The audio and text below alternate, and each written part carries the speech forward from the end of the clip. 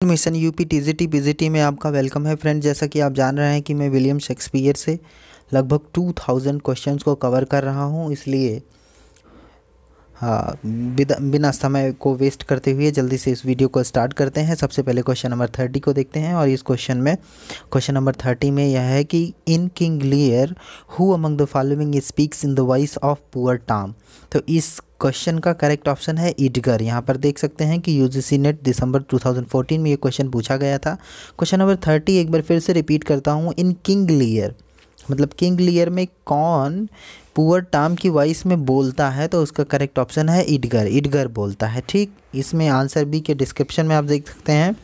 Explanation में क्या दिया गया है कि in King Lear voice of Poor Tom is spoken by Edgar. ठीक, तो जो पुअर टॉम की वॉइस में जो बोला गया है वो एडगर के द्वारा बोला गया है। और नेक्स्ट हम क्वेश्चन देखते हैं। ये क्वेश्चन है क्वेश्चन नंबर 31। क्वेश्चन नंबर 31 में हम देख सकते हैं कि पूछा गया है कि फाल्स्टाफ इज़ अ कैरेक्टर इन। ये क्वेश्चन पूछा गया है यूजीसी नेट जून 2015 में, यानी कि क्वेश्चन इंपॉर्टेंट है। और क्वेश्चन क्या है कि Falstaff is a character in Henry fourth part 1, बिल्कुल करेक्ट है। और ऑप्शन बी है the Mary wives of Windsor. दोनों ऑप्शन फ्रेंड्स इसका करेक्ट है। फाल्स्टाफ जो है वो हेनरी फोर्थ पार्ट 1 का भी कैरेक्टर है और दी मैरी वाइफ्स ऑफ विंडसर का।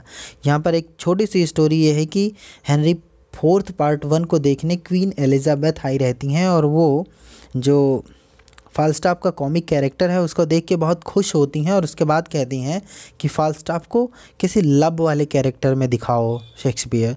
तो शेक्सपियर ने उसको लव वाले कैरेक्टर में दिखाता है और नेक्स्ट जो वर्क लिखते हैं फाल्स्टाफ के कैरेक्टर के लिए वो है the Mary wives of Windsor.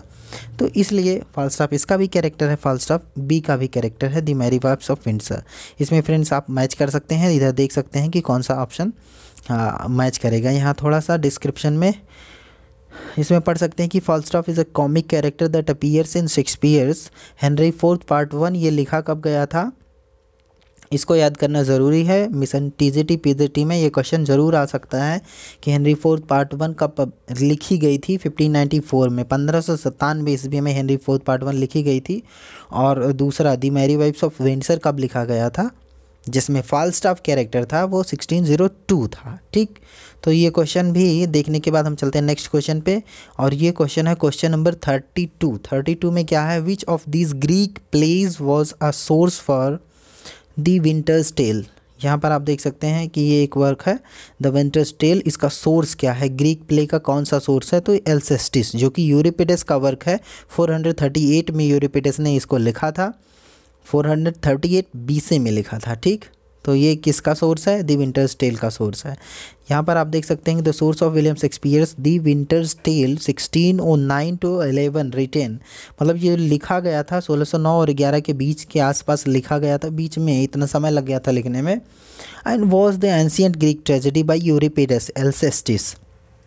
इस एल्सेस्टिस जो था यूरिपिडेस का वर्क था, 438 BC में लिखा गया था। और ये विलियम शेक्सपियर का जो द विंटर्स टेल है, ये द विंटर्स टेल ये उसी के आधार पर शेक्सपियर ने लिखा है।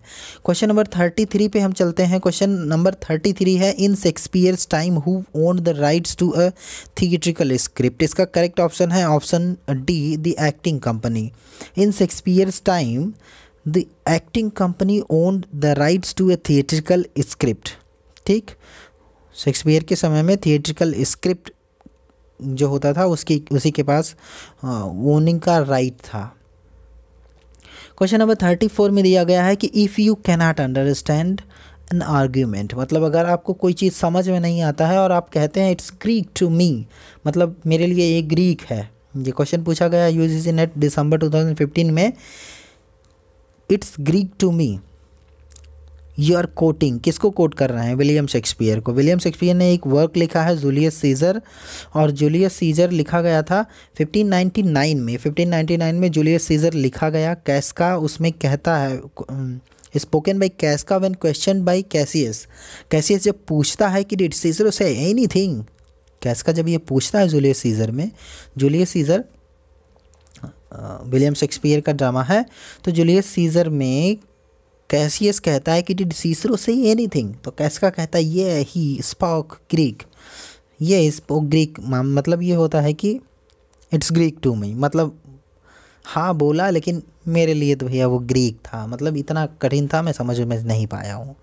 तो इट्स ग्रीक टू मी एक ये कोटेशन है, किसका द्वारा लिखा गया है? शेक्सपियर के द्वारा लिखा गया। किस वर्क में? जूलियस सीजर में। जूलियस सीजर कब पब्लिश हुआ था? 1599 में पब्लिश हुआ, सॉरी वो तो 1623 के फोलियो में आया था ये, लेकिन लिखा गया था 1599 में। कैसियस कहता है कैस्का से कि डिड सीसरो से एनीथिंग, ये ही स्पोक ग्रीक, मतलब इट्स ग्रीक टू मी, वो जो भी बोला होगा वो मेरे लिए ग्रीक था, मेरे समझ में नहीं आया। अब आते हैं वन लाइनर क्वेश्चन पे।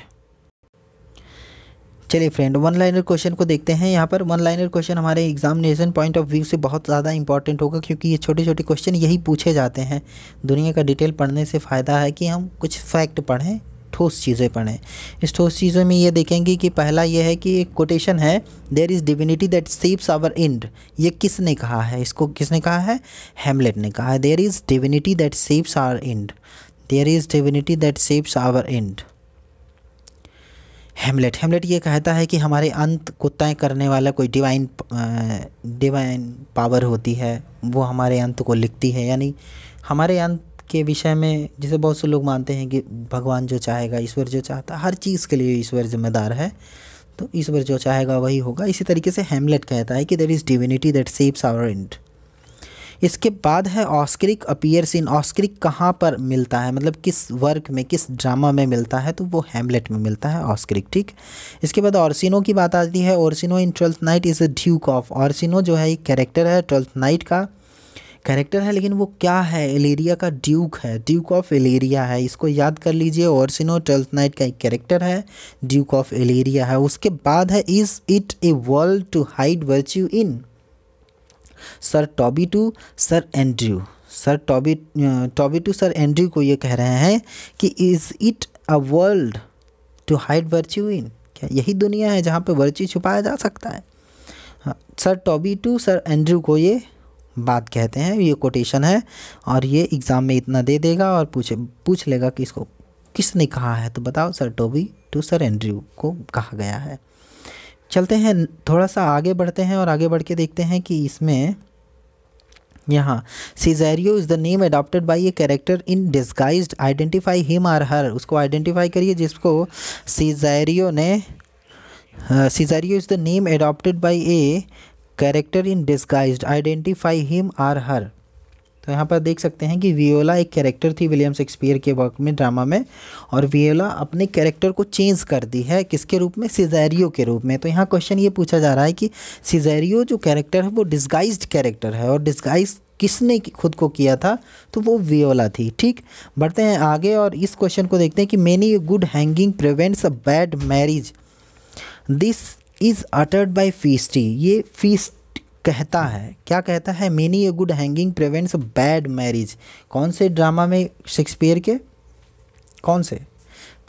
ट्वेल्थ नाइट में कहता है। इसका करेक्ट ऑप्शन है ट्वेल्थ नाइट। क्या कहता है? Many a good hanging prevents bad marriage, Twelfth Night में कहा जाता है, ठीक।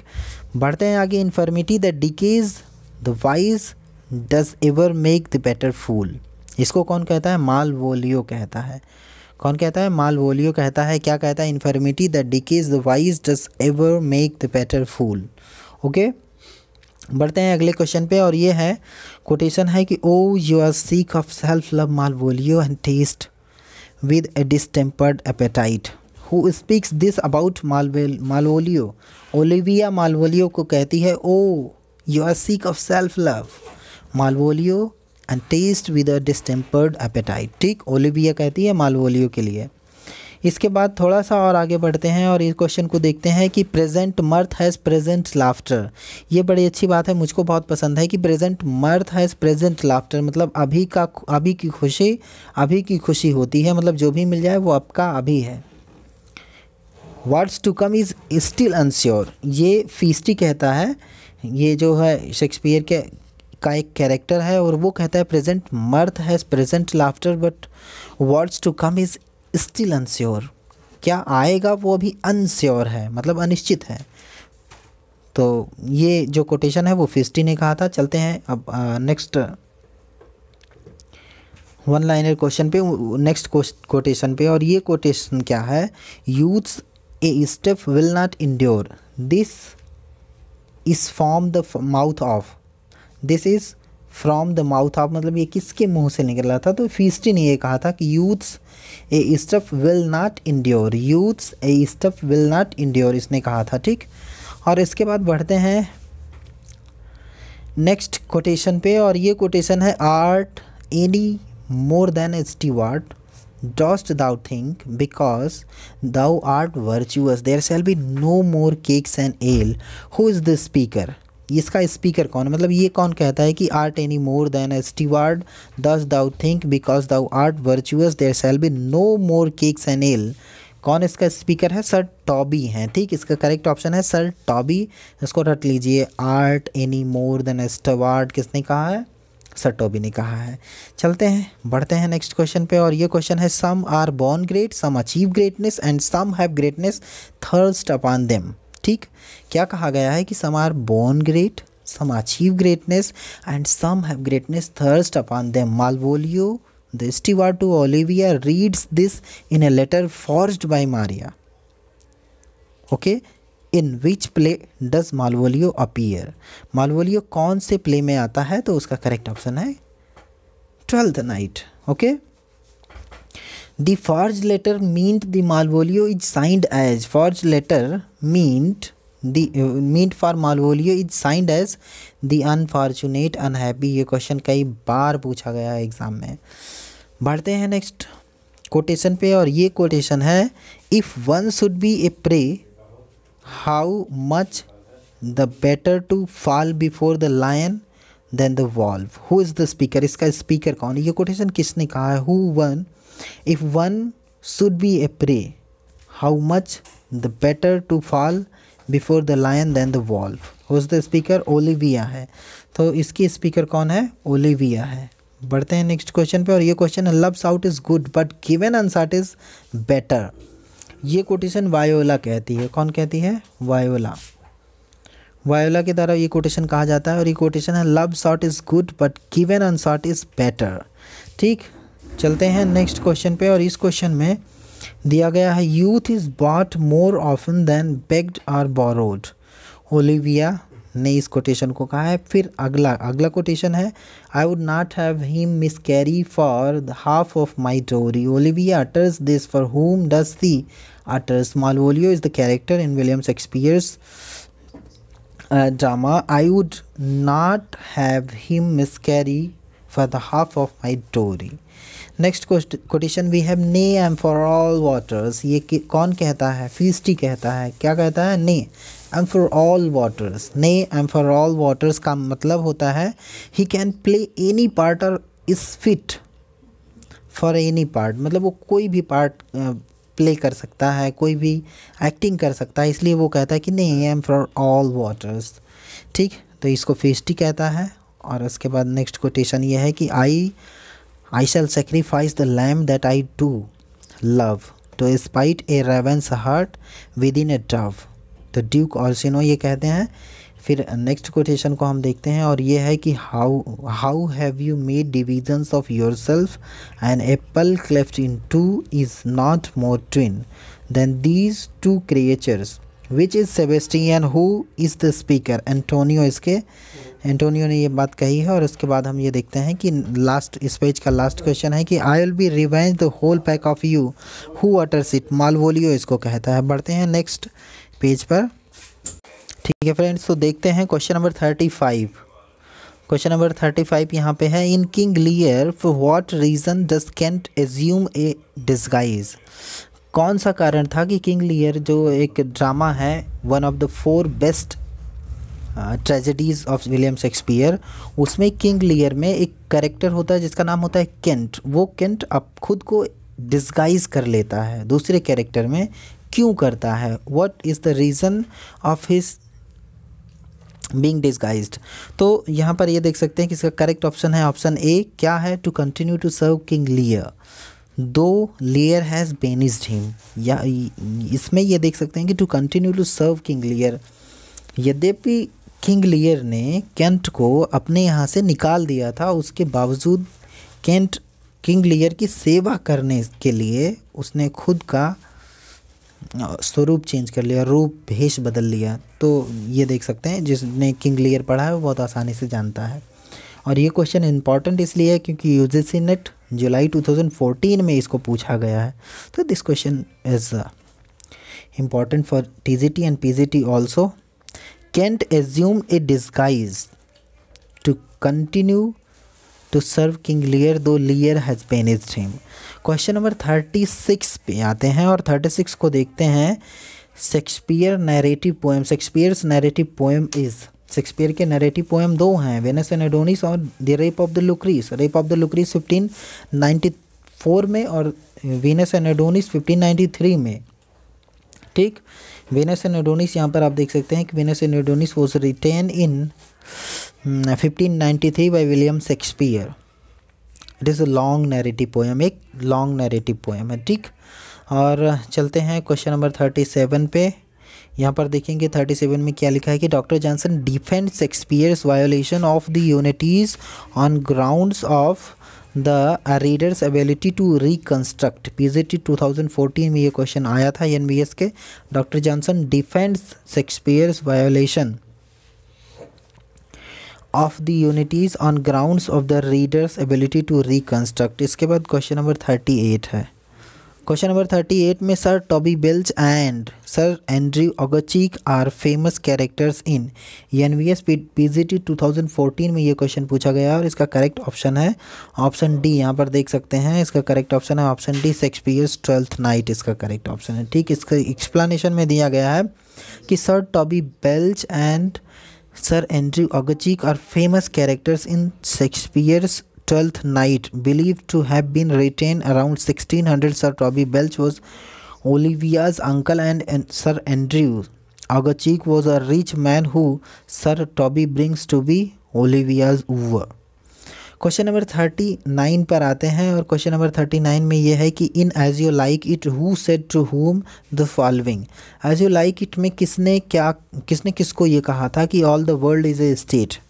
कौन ये कह रहा है कि all the world is a state. और ये आप देख सकते हैं कि पीजीटी 2002 में, 2010 में, आरपीएससी पीजीटी 2016 में, केवीएस पीजीटी 2014 में ये क्वेश्चन बार बार पूछा जाता है। तो ये क्वेश्चन क्या है कि all the world is a state कौन किसको कहता है, तो जैक्वेस टू ड्यूक सीनियर को कहता है। जैक्वेस ये कहता है ड्यूक सीनियर के लिए। ठीक, एक्सप्लेनेशन में ये दिया है कि all the world is a state is a phrase that begins a monologue from William Shakespeare's As You Like It is spoken by the melancholy Jacques in Act 11 Scene 2nd.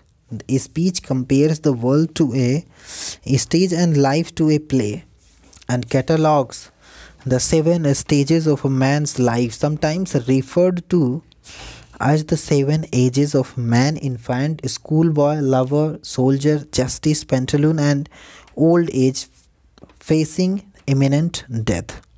तो ये page complete हो गया। चलते हैं next page पे friends. ठीक है, तो यहाँ देखते हैं एग्जाम पॉइंट्स जो इंपॉर्टेंट पॉइंट्स हैं हमारे लिए। Bless thee Bottom bless thee thou art translated who said, किसने कहा, क्वींस ने ये कहा है। किसने कहा है, क्वींस ने ये कहा है। और नेक्स्ट है love therefore and tongue tired simplicity in least speak most my capacity, ये कौन कहता है, थीसियस कहता है। कौन कहता है, थीसियस कहता है। बढ़ते हैं आगे। Who thinks too much such men are dangerous, जो बहुत ज़्यादा सोचते हैं वो बहुत डेंजरस होते हैं। He thinks too much such men are dangerous, ये कौन कहा है और किसको कहा है, सीजर कहता है एंटोनी को। सीजर एंटोनी को क्या कहता है, he thinks too much such men are dangerous, वो बहुत ज़्यादा सोचता है, ऐसे आदमी बड़े ख़तरनाक होते हैं। ये जूलियस सीजर कहता है किसको, एंटोनी को, मार्क एंटोनी को कहता है। Let us be sacrificers but not बटचर।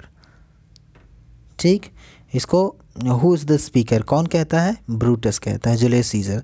Cowards die many times before their death, कायर अपनी मौत से पहले कई कई बार मर जाते हैं। The valiant never taste of death but once, लेकिन जो बहादुर होते हैं, सूरवीर होते हैं, योद्धा होते हैं, उन्हें सिर्फ एक बार मौत मिलती है। सिर्फ एक बार। But cowards die many times before their death, लेकिन डरपोक मरने के पहले कई कई बार मरता है। ये किसने कहा था? जूलियस सीजर ने कहा था। जूलियस सीजर ड्रामा है, कब लिखा गया था? 1599 में लिखा गया था। आई थिंक ईयर आपको याद होगा। Caesar should be a beast without a heart if he should stay at home today for fear who utters these word. Caesar कहता है Caesar should be a beast without a heart if he should stay at home today for fear. Caesar ने ये कहा है। और next quotation है कि I have a man's mind but a woman's might. Brutus wife Portia कहती है कि I have a man's mind, मेरे पास आदमी का मस्तिष्क है, बट वुमेंस माइट, लेकिन शक्ति औरतों वाली है, power. I have man's mind but a woman's might कौन कहता है? जूलियस सीजर, जो कि 1599 में लिखा गया है। ब्रूटस की वाइफ पोर्शिया इस बात को कहती है और सुसाइड भी कर लेती है बाद में। आप लोगों ने जूलियस सीजर पढ़ा होगा तो आप जानते होंगे। बढ़ते हैं नेक्स्ट क्वेश्चन पे। O judgment thou art fled to brutish beast and men have lost their reason. Who is the speaker? ये कौन कह रहा है कि O judgment thou art fled to brutish beast and men have lost their reasons? Antony in Julius Caesar. इसको Julius Caesar में Antony कहता है। और यहाँ देखिए मैकबेथ में क्या कहा गया है कि fair is foul and foul is fair, fair is foul and foul is fair. Macbeth में बहुत बार ये क्वेश्चन पूछा जाता है, बहुत बार। Fair is foul and foul is fair. Next देखते हैं। Had he not resembled my father I slept as he slept I had done it. अगर वो मेरे पापा की तरह नहीं लगते तो मैं उनको मार चुकी होती। कौन कहती है? Lady Macbeth speaks this words. ये लेडी मैकबेथ कहती है कि had he resembled, has he not resembled my father as he slept I had done it. अगर वो मेरे पापा की तरह नहीं लगते तो मैं उनको मार चुकी हुई होती। डंकन के बारे में कहती है लेडी मैकबेथ, जो मैकबेथ की वाइफ होती है। ठीक, बढ़ते हैं आगे। A little water clears up of this deed how easy is it then. Who is the speaker? कौन ये कहता है? लेडी मैकबेथ कहती है a little water clears up, a little water clears up of this deed how easy is it is, how easy is it then. चलते हैं next question पे बढ़ते हैं। और मैकडफ क्या कहता है? O gentle lady it is not for you to hear what I can speak. Macduff क्या कहता है कि O gentle lady it is not for you to hear what I can speak. The repetition in a women's ear would murder as it fell. ये quotation किसका है? यानी कि इसको इन शब्दों को किसने कहा है? मैकडफ ने कहा है। क्या कहा है? O gentle lady it's not for you to hear what I can speak. The repetition in a woman's ear would murder as it fell. ठीक, अब चलते हैं नेक्स्ट। मैकबेथ क्या कहता है? मैकबेथ कहता है to be thus is nothing but to be safely thus. Macbeth क्या कहता है? To be thus is nothing but to be safely thus. ठीक, यहाँ पर देखेंगे फिर से मैकबेथ वाली बात। मैकबेथ वाली बात क्या है? Mine eternal jewel given to the common enemy of man. Macbeth कहता है, क्या कहता है? Mine eternal jewel given to the common enemy of मैन। ओके, फिर बढ़ते हैं। Things without all remedy should be without regard, what's done is done. कौन कहता है? मैकबेथ कहता है। क्या कहता है? Things without all remedy should be without regard, what's done is done. इसको मैकबेथ कहता है। फिर बढ़ते हैं आगे। And you all know security is मोरल चीफेस्ट एनिमी। हिकेट क्या कहता है कि as you all know security is मोरल चीफेस्ट एनिमी। ठीक, इसको हिकेट कहता है। फिर आगे बढ़ते हैं, fit to govern, no not to live, Macduff in Macbeth. Macduff in Macbeth, Macduff क्या कहता है? Fit to govern, no not to live. राज करने के लिए तो फिट है, लेकिन जिंदा रहने के लिए नो, नॉट टू लिव। इसके बाद मैल्कम कहता है Macbeth is rife for shaking, Macbeth is rife for shaking, Malcolm कहता है, ठीक। और नेक्स्ट है यहाँ पर फिर से मैल्कम ये कहता है कि the night is long that never finds the day, this is uttered by Malcolm. Quotation ये है, the night is long that never finds the day, uttered by Malcolm.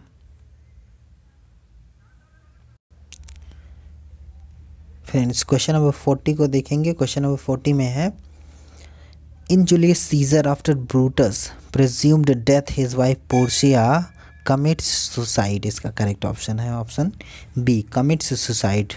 ये 2017 में KVS PGT में क्वेश्चन पूछा गया था। In Julius Caesar after Brutus presumed death his wife Porcia commits suicide. In Julius Caesar, after Brutus presumed death, his wife Porcia commits suicide in 42 BC, repeatedly by swallowing hot coals. गरम कोयला खा के suicide कर लेती है Portia, जो कि Brutus की वाइफ होती है, ठीक। इसके बाद क्वेश्चन नंबर 41 पे आते हैं। 41 में क्या है, kill Claudio who made this demand and in which play of Shakespeare, in which play of Shakespeare. KVS PGT 2017 में ये क्वेश्चन आया है और इसका करेक्ट ऑप्शन है option D, Beatrice in Much Ado About Nothing. Beatrice जो है वो मच एडो अबाउट नथिंग में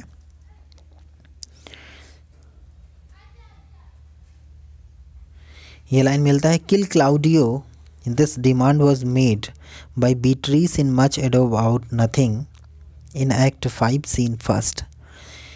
In this scene, Beatrice and Benedict proclaimed their love for one another. Benedict then asked how to prove his love for Beatrice, and she asked him to kill Claudio. ओके, question number 42 पे आते हैं और 42 को देखते हैं। Shakespeare addresses the theme in his sonnet. कौन कौन से थीम को एड्रेस करते हैं शेक्सपियर? इंपॉर्टेंट क्वेश्चन है, 2017 में KVS PGT में पूछा गया है। क्या पूछा गया है? Shakespeare addresses the theme of love, beauty, time and loyalty. चार चीज़, love, beauty, time and loyalty.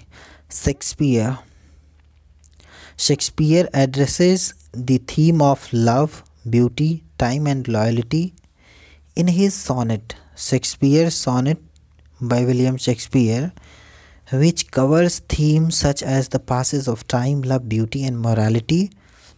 The first 26 sonnets are addressed to a young man, the last 28 to a woman.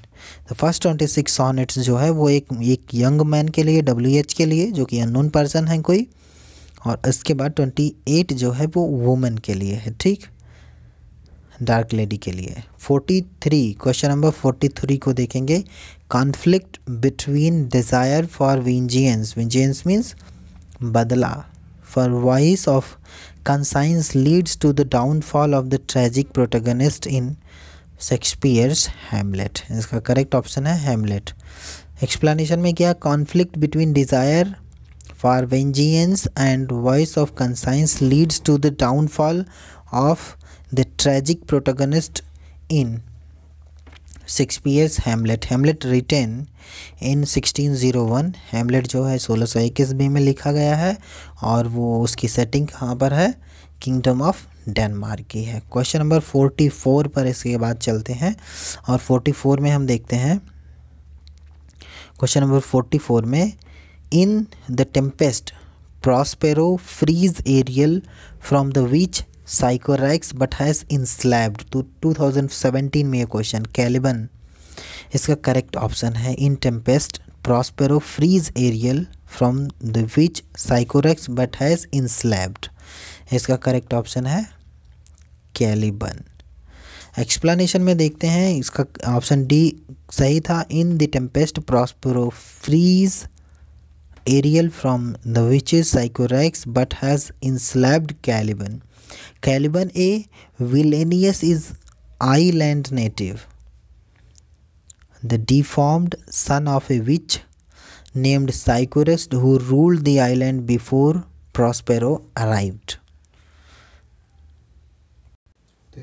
Question number 45, question number 45 को देखते हैं और 45 में है apart the Mark Antony and Octavius Caesar who was the third member of the triumvirate which ruled Roman Empire in the play Antony and Cleopatra.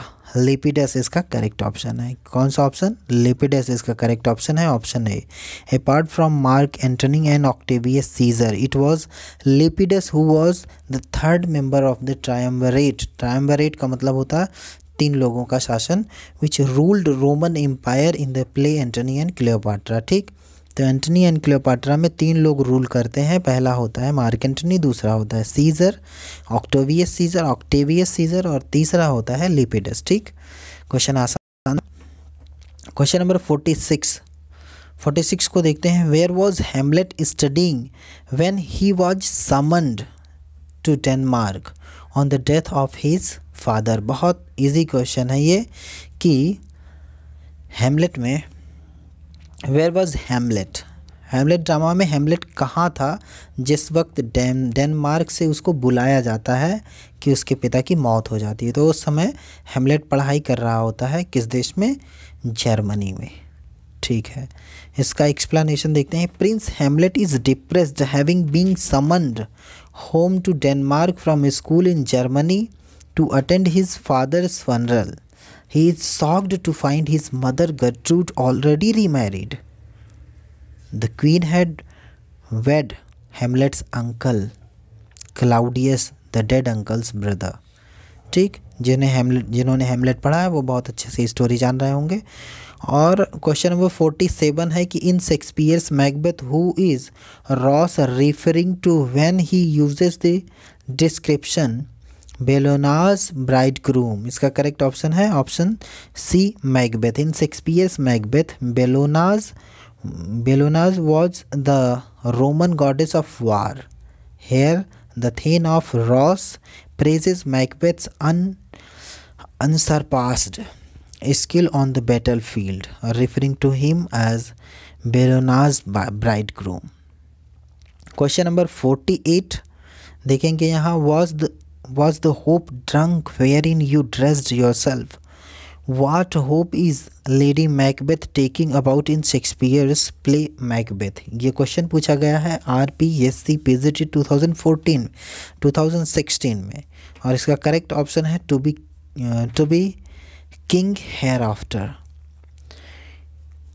इसके बाद आते हैं, देखते हैं explanation. was the hope drunk wherein you dressed yourself? She questions whether Macbeth is sacred to be the person he wishes, i.e. to be king hereafter, to be and to do the thing he wishes to do. Question number 49. Which of the following is not a song from Shakespeare's As You Like It? Shakespeare की As You Like It. Which of the following is not a song? जो As You Like It इसका song नहीं है। इसमें कौन सा option देख लीजिए करेक्ट है? ऑप्शन डी, ही here we go round the mulberry bush. Here we go round the mulberry bush is an English language nursery rhyme and singing game, has a Roud folk song index number of 1782, hence his song is not from Shakespeare's As You Like It. Friends, one liner question सिर्फ ये last page है और ये one liner question को हम discuss कर लेते हैं थोड़ी देर के लिए। इसमें क्या है कि लेडी मैकबेथ ने ये कहा था कि yet who would have thought the old man to have had so much blood in him. Lady Macbeth क्या कहती हैं? Yet who would have thought the old man to have had so much blood in him. इसके बाद lady Macbeth फिर कहती हैं कि here is the smell of the blood still all the perfumes of Arabia will not Sutton this little hand. ये बहुत ज़्यादा question पूछा जाता है। लेडी मैकबेथ ये कहती है कि here is the smell of the blood still and all the perfumes of Arabia will not Sutton this little hand. Lady Macbeth कहती है। और यहाँ पर देखिए एंटोनियो कहता है मर्चेंट ऑफ वेनिस में, क्या कहता है? Oh what A godly outside falsehood has, oh what A goodly outside falsehood has. ठीक, इसको कौन कहता है? एंटोनियो कहता है इन मर्चेंट ऑफ वेनिस में, कहता है all that glitters is not gold. Merchant of Venice में ये लाइन मिलती है कि all that glitters is not gold, ये मर्चेंट ऑफ वेनिस में है। For Venus smiles not in a house of tears, who utters this in Romeo and Juliet Paris. I will kiss thy lips, happily some poison yet does hang on them to make me die with a restorative. Who utters in Romeo and Juliet? Romeo and Juliet drama William Shakespeare के द्वारा जो लिखा गया है, उसमें Juliet क्या कहता है कि I will kiss thy lips, happily some poison yet does hang on them to make me die with a restorative. कौन कहता है? जूलियट कहती है। ठीक, जूलियट कहता है, Romeo and Juliet. Okay, next question ये देखते हैं कि for never was a story of more woe than this of Juliet and her Romeo. कौन कहता है और कहाँ पर? तो prince in Romeo and Juliet. ठीक, प्रिंस कहता है रोमियो जूलियट में। फिर यहाँ पर देखेंगे कि ये लाइन है एंटनी एंड क्लियोपाट्रा से। कौन सी लाइन है? If the great gods be just they shall assist the deeds of justest men. Antony and Cleopatra की ये लाइन है। ठीक, और ये लाइन हैमलेट की है। With devotion's visage and pious actions we do sugar over the devil's himself. ये Hamlet की लाइन है। और यहाँ देखते हैं कि ये लाइन जो है रोमियो एंड जूलियट की है। कौन सी line? Virtue itself turns vice being misspelled and vice somethings by action dignified. ये रोमियो एंड जूलियट में है। यहाँ देखेंगे Fulvia is the wife of Antony. ये क्वेश्चन इंपॉर्टेंट है टीजीटी पॉइंट ऑफ व्यू से कि Fulvia is the wife of, Fulvia किसकी वाइफ थी? एंटोनियो की वाइफ थी। ठीक, अब यहाँ आगे देखेंगे the barge she sat in like the burnished throne burned on the water. These lines are uttered by Enobarbus. Who is she here? Cleopatra. ठीक, अब यहाँ पर देख लेते हैं Clarity is never more admired. Celerity is never more admired than by the negligent. Who utters? Cleopatra कहती है एंटोनी और क्लियोपाट्रा में। I know the devil himself will not eat a woman. मैं जानती हूँ कि डेविल खुद औरतों को नहीं खाता है। I know the devil will not eat a woman. I know that a woman is a dish of the gods. If the devil dress her not. Who utters and where? Clown in Antony and Cleopatra. फिर देखते हैं Cleopatra क्या कहती है। Cleopatra कहती है कि the stroke of death is as a lover's pinch. The stroke of death is as a lover's pinch which hurt is and is desired. ये क्लियोपाट्रा का वर्ड है। इसके बाद sweet are the uses of adversity, बहुत famous quotation है। Where does this line appear? As you like it में sweet are the uses of adversity. फिर देखते हैं T is better playing with a lion's help than with an old one dying. Who do these lines appear? Where do these lines appear? तो ये line मिलती है Antony and Cleopatra में। कौन सी line? T is better playing with a lion's whelp than with an old one dying. इसके बाद देखेंगे सेकंड लास्ट है if one should be prey how much the better to fall before the lion than the wolf. Twelfth night की ये line है। और last line इस video की है, for the apparel oft proclaims the man of is from Hamlet से ये है, for the apparel oft proclaims the man is from Hamlet.